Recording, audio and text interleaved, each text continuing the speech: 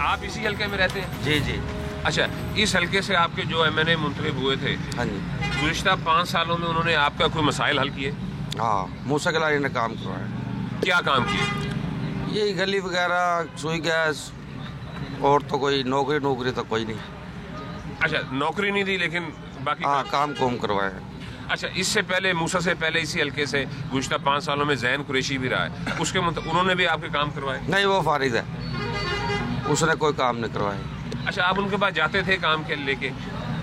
काम मैं तो नहीं गया, लेकिन दूसरे लोग तो गए, उनके काम नहीं हुए। अच्छा, आप क्या समझते हैं इस हल्के के सबसे बड़े मसाइल कौन से जो अभी तक हल होने वाले बाकी हैं?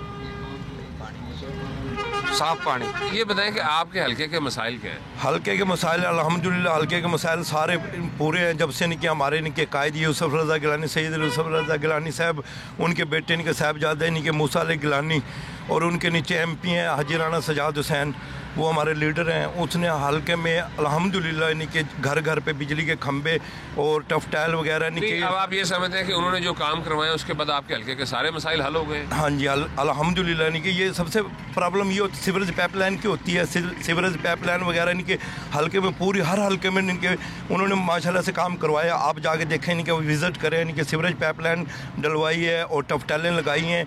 इनके गलियाँ ओके हैं, क्लियर है, रास्ते क्लियर है। लेकिन मैं इस वक्त आपके ये भावलपुर बाईपास चौक पे खड़ा हूँ, ये चौक की हालत तो बहुत बुरी नज़र आ रही है। ये चौक की हालत इनके इसलिए बुरी नज़र आ रही है, ये 2-3 मरतबा बन चुका है। इनके जो भी इनके किसी का भी कोई मसला होता है, जलसा जुलूस, इनके यहाँ पे आके इनके धरना धर देते हैं चौक में।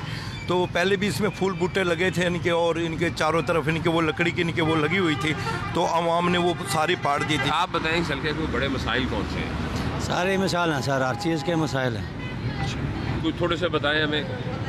क्या बताएं, आप हर बंदा अपने चक्कर में ही आता है। नहीं, आप भी बताएं ना, जैसे इन्होंने बताया, कुछ मसाइल बताए कि हल हो गए, कुछ मसाइल हैं, गलियों के मसाइल हैं, और गलियों में सारा कूड़ा पड़ा है, या सफाई नहीं है किसी किस्म की भी, तो हर बंदा अपने चक्कर में आता है, अपने जेब पे हाथ मारते चला जाता है। ठीक है, चाहे कोई नॉन लीग वाला है, चाहे कोई तीर वाला है, चाहे कोई काफ लीग वाला है, कोई किसी वाला, अपने चक्कर में आते हैं। अब हर बंदा आ रहा है हर किसी के पास, 2 माह आएंगे, उसके बाद कोई किसी को नहीं पूछेगा क्या हुआ है क्या नहीं हुआ है। ठीक है, इसके अलावा कोई बिजली के बिल में कोई रिलीफ नहीं है, गरीब आदमी है, उसका 15 से 20 हज़ार रुपये महीने का अभी बिल आ रहा है। गैस का 5 हज़ार बिल मेरा आया है। ठीक है, मैं इसका ड्राइवर हूँ।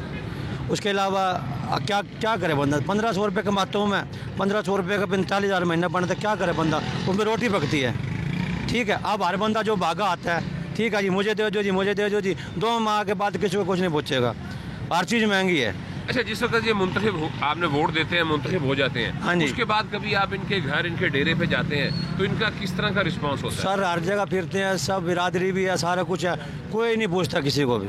अब हर बंदा आएगा, चाहे वो गिलानी साहब है, चाहे वो राणा साहब है, चाहे वो चौधरी साहब है, चाहे वो राय साहब है, वो हमारे पास अब आएगा। ठीक है, पैरों में बैठेगा, हर चीज़ करेगा 2 माह के लिए, उसके बाद कोई किसी को नहीं जानेगा। ठीक है, आप जाओगे किधर है जी? इस्लामाबाद जी।